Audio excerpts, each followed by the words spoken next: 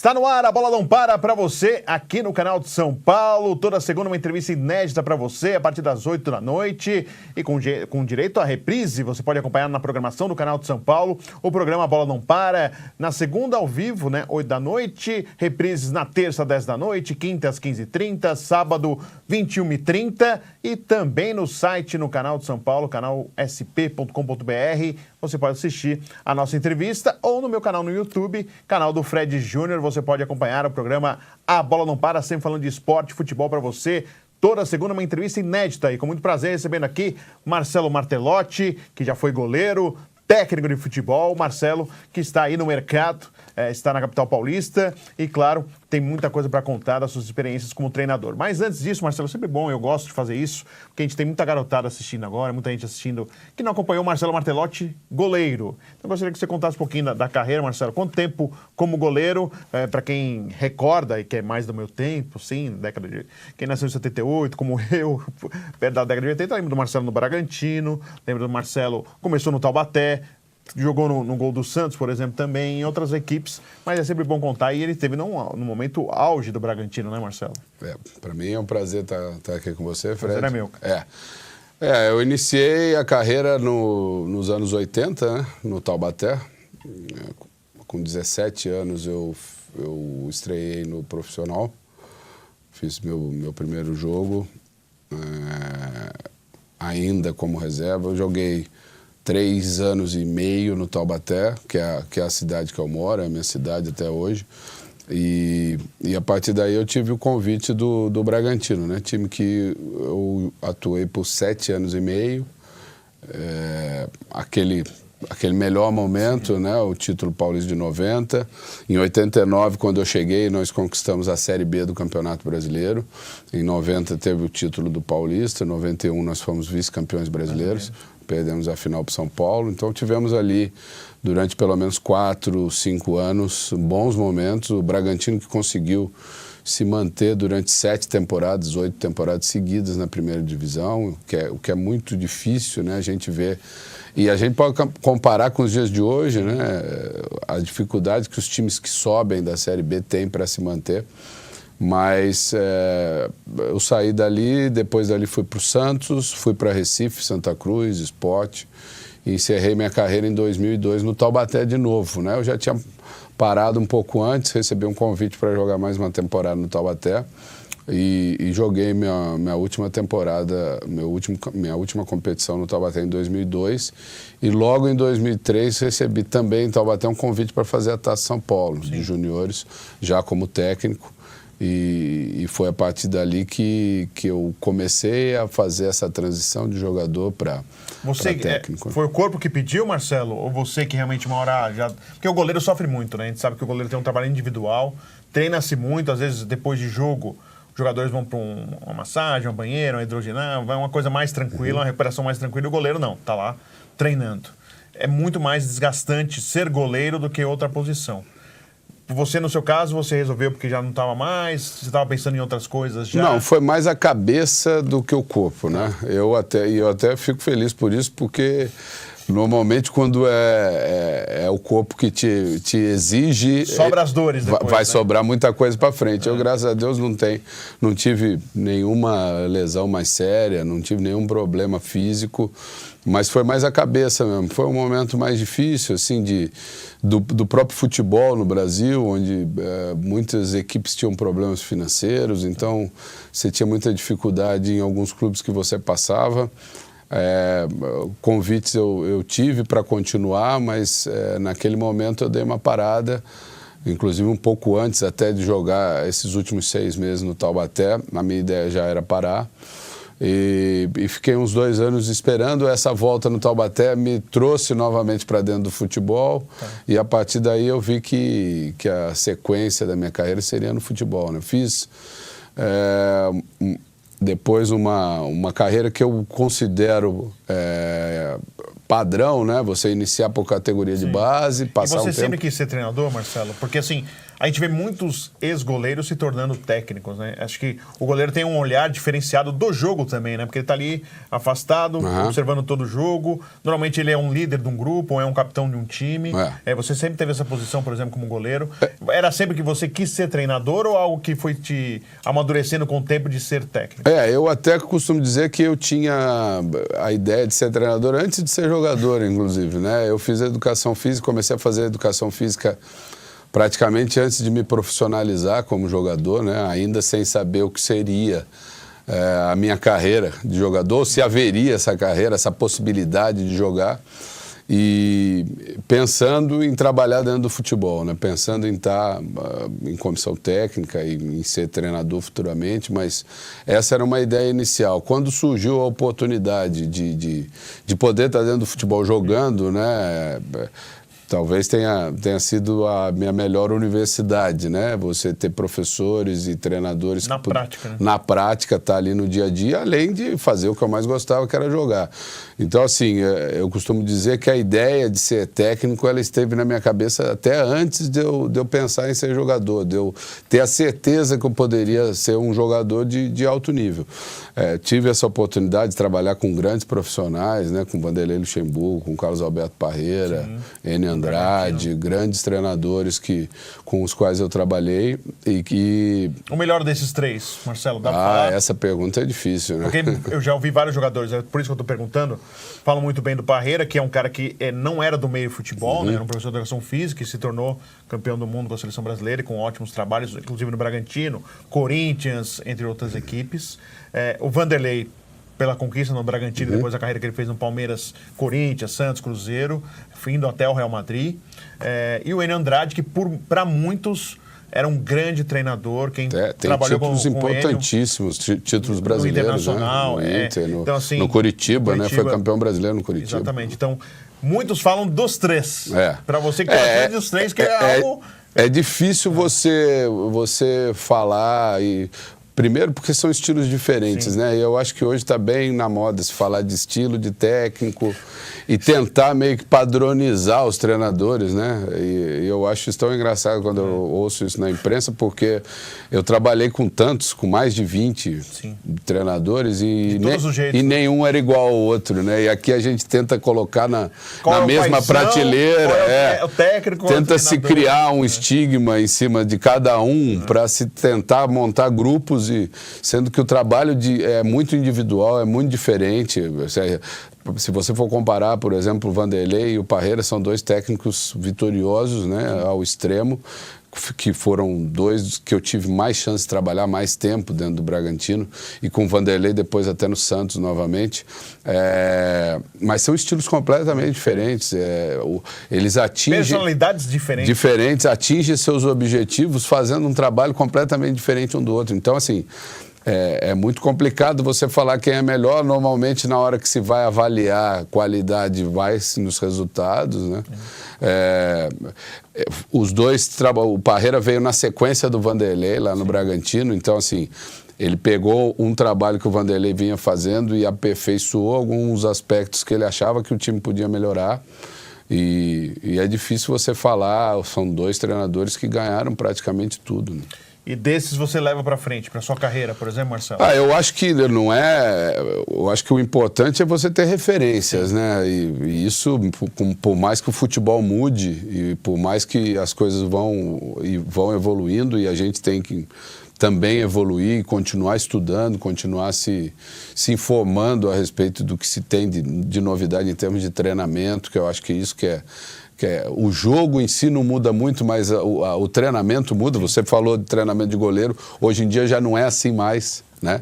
Hoje em dia nós vamos ver cada vez mais, pela questão física, os goleiros jogarem até mais de 40 anos, porque se treina em quantidade menos do que se treinava antes, mas é um treino mais específico, é um treino que surte um resultado melhor. Então, isso é em todos os aspectos, né? Eu dou o exemplo do goleiro, mas isso serve para tudo. Então, apesar de você evoluir e o futebol evoluir, principalmente no aspecto de treinamento, a gente traz referências desses treinadores e da época que trabalhei com eles, porque são treinadores vitoriosos e que me ensinaram bastante. É claro que, Marcelo, num time que você vai treinar, você tem que olhar as peças que você tem à disposição para você montar um estilo de jogo, uma forma de jogar. Mas, normalmente, como que você gosta de ver o seu time jogar? Como que você prefere a maneira de ver o seu time jogar? Claro, se for possível você ter as peças do jeito que você gosta, ótimo. Senão, você vai ter que se adaptar para montar o time e jogar. Mas, normalmente, quando você vê futebol, poxa, eu gosto desse jeito aqui de jogar. Qual que você prefere, Marcelo? Você falou bem. Aqui no Brasil é muito difícil você implementar o seu gosto, montar o seu elenco, né? Você sempre tem dois aspectos que te limitam muito, que é a questão orçamentária, na maioria das vezes, em clubes menores, e tempo, né? Claro. Que não te dão muito tempo para que você possa implementar uma maneira de jogar. Você precisa de resultado, isso na cultura do futebol brasileiro é fundamental. Mas eu gosto de times que marcam alto, numa pressão mais alta, times ofensivos, times de transição mais rápida. Eu sei que hoje tem se valorizado muito a posse de bola, né? Mas eu acho que isso muda um pouco, porque essa modinha ela sempre vem da Europa, né? Eu estou falando isso na cabeça de quem analisa. E hoje a gente viu a Europa colocou na final dois times que são times que buscam mais o gol, né? Que não priorizam tanto a posse de bola e que eliminaram Barcelona e Ajax, que eram o contrário, né? Valorizavam a bola. Que eram times que valorizavam mais a bola. Então, eu acredito que mais um tempo, se a gente tiver finalistas como Tottenham, como Liverpool e outros times na Europa que também jogam com essa característica, a gente vai pensar um pouco diferente. Então, eu gosto de times que têm uma transição mais rápida. É lógico que posse de bola é importante, né? Existem algumas frases que a imprensa usa, que eu nunca ouvi da boca de nenhum treinador, como, por exemplo, dar a bola para o adversário. Eu nunca ouvi nenhum treinador falar que dá a bola para o adversário. É do jogo reativo. Mas então, a gente não usa isso. Tá. É lógico que muitas vezes você tem um adversário e em vários momentos o adversário vai ser superior. Isso a gente vê no futebol sempre.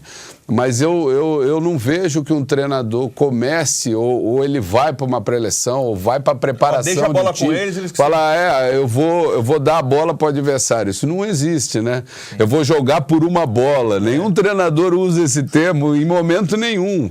E não usa porque não passa pela cabeça dele. Ninguém monta um time para jogar por uma bola, né? Agora, existem maneiras diferentes de se tentar ganhar um jogo. Isso não tenha dúvida. Mas muitas vezes, quando quer se diminuir alguns trabalhos, se usa termos que os técnicos nunca usam. Entendi.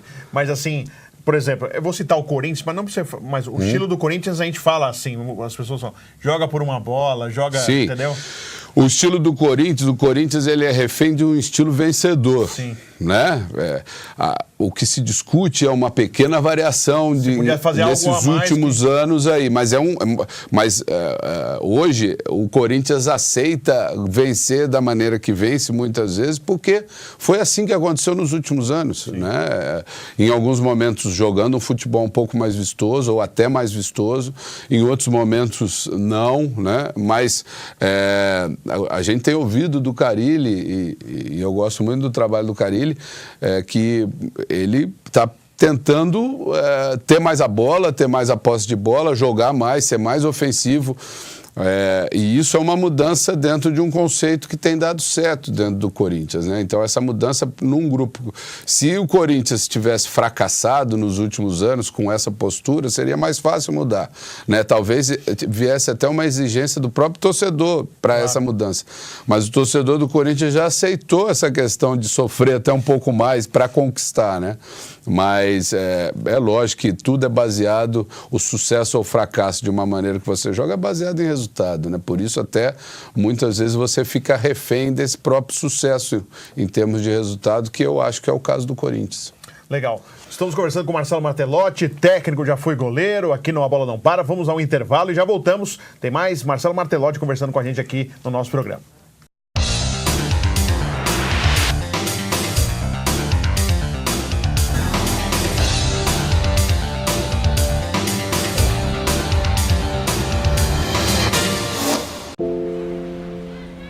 Foi nesse quarto que Pedro viveu nos últimos meses.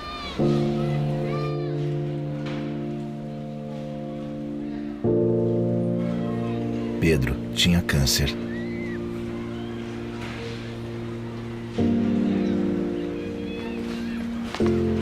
Não tem mais. Colabore com a Tuca. Há 20 anos, ajudando crianças e adolescentes a voltarem para casa sem câncer.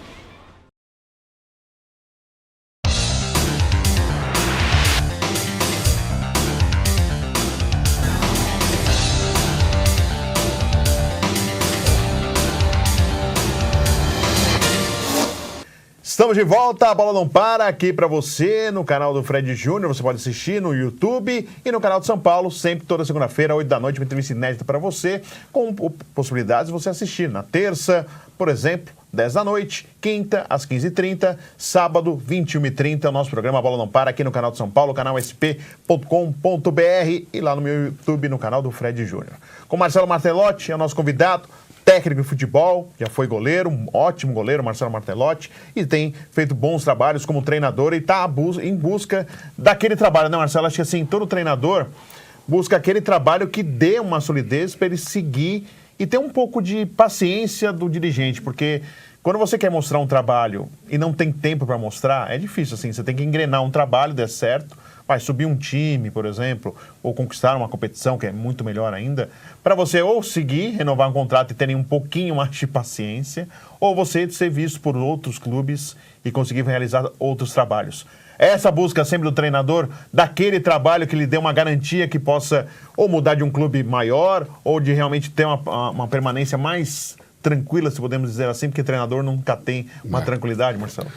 Fred, na verdade, assim, hoje a gente já se satisfaz com o fato de começar uma temporada, fazer uma pré-temporada com o time, que aqui no Brasil pré-temporada é só no nome, né? Muito curta. Mas você começar, você ajudar de alguma maneira na montagem do elenco, nas contratações, né? E a partir daí eu entendo que você já tem uma chance maior do trabalho dar certo. Porque quando você assume no meio de uma temporada, no meio de uma competição, sempre ou normalmente é mais difícil, porque é sempre porque a equipe não está bem, né? Porque é assim que se demite o técnico. Então você assume o clube normalmente no meio de uma turbulência, com uma pressão enorme de resultado, um time que já joga de uma certa maneira, então é difícil você mudar. Radicalmente. A gente está acostumado a assumir e ter um jogo daqui a 2 dias, então pouco você faz em termos Nem o nome você consegue decorar, né, Marcelo?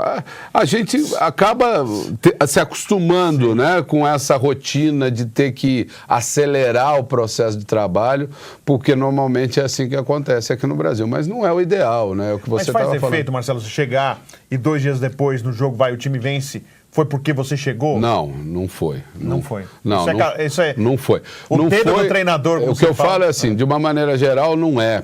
Tá.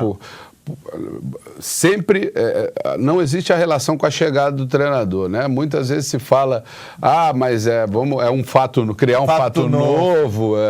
E a verdade é que se você conquista um resultado pelo fato novo, no resultado no jogo seguinte já não tem o fato novo mais, né? Então seria muito pouco para sustentar um trabalho, né? Você ganhou quantos jogos? E para justificar uma mudança, né? Você falar, vamos mudar porque precisamos de um fato novo. O fato novo é um jogo só. Sim. No segundo já não é fato novo mais. Você precisa ter alguma coisa diferente. Mais sólida, né? Você precisa trabalhar. E aí que eu falo para você que a urgência do resultado é que faz com que a gente, aqui no Brasil, o treinador se adapte muito rápido a esse tipo de situação, né? De chegar num clube e tentar, de alguma maneira, ir aos poucos incorporando as suas ideias, né? A maneira como você acha que a equipe deve jogar, porque não dá para fazer uma mudança drástica numa equipe no meio de uma competição. Qual o trabalho que te marcou mais aí nessa caminhada de técnico? É uma caminhada curta ainda, né, Marcelo? Mas assim, qual o trabalho assim que você fala, poxa, esse trabalho eu gostei. Se eu tivesse chance de fazer um parecido com esse, ou melhor até que esse... Eu tive uma história, apesar de trabalhar em categoria de base, como auxiliar, eu estreiei no profissional no Santos, né, como interino, né, mas eu fiz 30 jogos como interino do Santos, em 2 anos. Então, assim, eu fiz mais do que muito treinador efetivado. Marcelo, né? Foram 2 passagens, né, nesses 2 anos que eu trabalhei lá Uma na saída do Dorival, que foi durante o Campeonato Brasileiro de 2010, e a outra no ano seguinte, depois da saída do Adilson, né, que eu assumi no Campeonato Paulista e na Libertadores. Fiz 3 jogos na Libertadores antes da chegada do Muricy. Então, assim, já foi uma estreia, um batismo, assim, numa situação que era muito legal, porque eu tinha convivência já com os jogadores. Quando você assume interinamente, você já tem essa vantagem de conhecer o grupo, né? Mas, sabendo que era momentânea a situação, também você não tem esse apego ao cargo de falar, eu tenho que ganhar, porque senão eu não vou me manter. Não, eu não vou me manter mesmo, eles vão contratar o outro. Sei que vem... Eu já sei, então você trabalha... Não é ruim assim, Marcelo? Poxa, você acorda e fala, tô indo pro treino, será que hoje eu vou dar treino ou vai chegar alguém lá e... Não, mas então, você, é ruim se você tem a ideia realmente de a partir daquele momento ser treinador. Então, eu acho que em algumas situações aconteceram com outros técnicos que, a partir do momento... O cara está esperando uma efetivação... Que ele está esperando aí, eu acho que ele deve, inclusive, sair do clube e buscar a sua carreira. Agora, eu tinha um contrato de 2 anos com o Santos e que eu sabia que eu ia cumprir e a minha função era de auxiliar técnico. Então, todas as vezes que eu assumi interinamente, eu nunca tive essa expectativa de ser efetivado. E também não achava importante. É lógico que a gente estava em meio a uma competição como a Libertadores, por exemplo, em 2011, e eu encarava aquilo com muita responsabilidade, né? Sim. Então, como eu não sabia até quando ia aquele trabalho, eu encarava aquilo com muita responsabilidade, porque realmente era muita responsabilidade. A competição é a maior competição. Você faz parte da campanha onde o Santos foi campeão da Libertadores. Exatamente. Então, assim... esse foi um trabalho que foi marcante por essa questão, porque foi muito diferente dos outros, né? Mas depois disso eu trabalhei, eu fui campeão goiano com o Atlético Goianiense, eu fui campeão pernambucano com o Santa Cruz, né, nos anos seguintes já praticamente da saída do Santos. Você esperava engrenar ali, Marcelo? Porque eu lembro, quando você saiu do Santos, você teve trabalhos que você conseguiu conquistas. Foram 2 anos seguidos que eu ganhei estadual. Você esperava engrenar ali? Poxa... Na verdade, teve os 2 estaduais, o de 2013 e 2014, e 2015 teve o acesso à Série B, o vice-campeonato na Série B, né, que eu assumi o time na 8ª rodada, e o time era o 18º colocado, né, e nós fomos vice-campeões, foi o ano que o Botafogo foi campeão, tivemos o melhor ataque do campeonato, fizemos uma campanha de recuperação espetacular. E, inclusive, eu renovei o contrato. A princípio, a minha ideia era não renovar. Eu sabia das dificuldades que o Santa Cruz teria no ano seguinte, mas acabei renovando o contrato porque era uma oportunidade de trabalhar na Série A do Campeonato Brasileiro, né? Mas acabou, por essas questões todas que nós falamos, o trabalho foi interrompido no meio do caminho. Então, assim, na Série A, além dessa passagem no Santos, eu tive uma passagem no Náutico, né? Em 2013, quando o Náutico já estava numa situação desesperadora. Eu cheguei no Náutico no início do 2º turno, o Náutico tinha 10 pontos, né?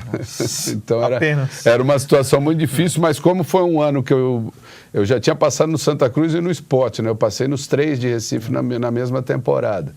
Então eu já estava lá em Recife, eu aceitei esse desafio até pensando num trabalho, na sequência do trabalho. Já não havia uma expectativa de manutenção na Série A, mas aí por questões políticas dentro do clube eu não segui para o ano seguinte. Então, assim, foram alguns trabalhos que me deram muito prazer, como esse último agora no Taubaté, né? Mesmo os que eu não obtive o resultado que a gente gostaria de ter, me deram muito prazer de trabalhar, porque são clubes que eu já tinha alguma identificação, né? O próprio Santos, que eu já tinha jogado, o Santa Cruz e o Sport, que eu tinha jogado. Então, times que eu tinha uma certa identificação e que me deram muito prazer de trabalhar. Vou aproveitar, a gente está no finalzinho já, mas eu quero que você fale, Marcelo, sobre os jovens jogadores. Hoje a gente está vendo uma mudança. O treinador tem que ter muito cuidado, às vezes, para chegar num jogador, num atleta, porque senão ele já liga para o empresário, o treinador me criticou, gritou comigo, eu quero sair daqui. Então, tem que ter esse cuidado, existe muito... A gente fala nhen, né? Tá muito... uma linha muito tênue da relação técnico e jogador. E você viveu e jogou, e não era assim, Marcelo. Os caras davam pancada, o treinador, né? Exatamente. O bicho o tratamento pegava, era diferente. Era diferente. E a resposta era diferente dos jogadores, hoje, né? Hoje mudou muito. Eu acho que essa é a maior mudança do futebol, né? costuma-se falar muito da parte tática, mas essa mudança... Né? E que não é só do futebol, né? Sim, no geral. É uma mudança da sociedade. Sim. Mas o que acontece hoje e que exigiu uma adaptação, principalmente dos treinadores mais antigos, nessa relação com os jogadores. Esse entendimento da força que os jogadores têm hoje e principalmente de como eles reagem a cada situação, e é diferente do jogador do passado, né? E eu estou falando de um passado que não é tão distante assim. Passado recente. De um passado recente, eu entendo que antigamente se assumia mais responsabilidade, né? Hoje você encontra poucos que assumam essa responsabilidade. Então, até a gente sempre discute liderança, né?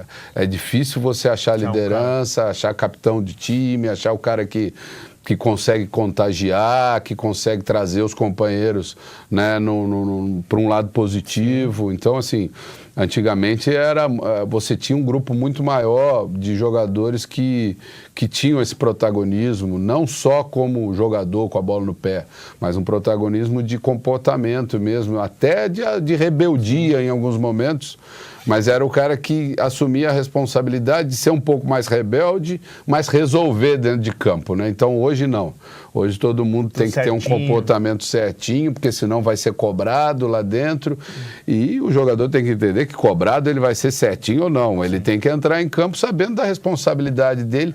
E essa responsabilidade hoje que é muito dividida, é muito do outro, né? A gente está vendo... não querendo defender a minha categoria, mas os técnicos cada vez mais cobrados, os jogadores cada vez menos cobrados. Então, eu acho que essa cobrança ela precisa ser repartida e ela vai muito desse espírito, né, dessa molecada mais nova, de não ter essa personalidade de assumir a responsabilidade do tamanho de cada um, né? Porque é lógico, o menino mais novo, uma responsabilidade menor, mas a molecada hoje em dia já tem um tamanho grande também para o nosso futebol. E rapidinho, né, Marcelo? Você teve contato com o Neymar no Santos. Você esperava que tivesse uma decolagem na carreira do que... Claro, ele é um ótimo jogador, colocado entre os melhores. Eu acho que o grande problema do Neymar é a expectativa, né? Talvez a expectativa tenha sido muito grande pelo que ele fez aqui e eu vi muito próximo a qualidade dele, né? E o que ele pode fazer, porque ele ainda é jovem, né? Tem 26 anos, 27 anos. Então, eu ainda acho que ele ainda pode dar muita alegria para o futebol brasileiro, porque hoje, quando a gente pensa no Neymar, a gente pensa muito em seleção, né? Em resultado de seleção principalmente. Agora, já ganhou tudo, né, praticamente. Em clube, já teve todas as conquistas.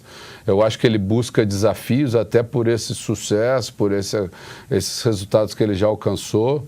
Mas é um menino do bem, cara. Eu que conheço eles e sei da índole.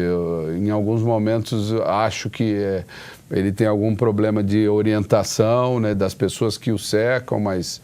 É um menino do bem que ainda vai trazer muita alegria para o futebol brasileiro. Marcelo, muito obrigado por participar aqui do nosso programa. Eu que agradeço o convite. Sorte para você na carreira aí. Desejo realmente que você consiga ter um grande trabalho, um grande clube, que aí, a partir daí, você consiga uma grande sequência. Obrigado. Eu que agradeço, Fred. Estou sempre à disposição. Legal. Agradecendo o Marcelo Martelotti, participando aqui do programa Bola Não Para, que volta na semana que vem. Sempre uma entrevista inédita falando de esporte para você. Até a próxima.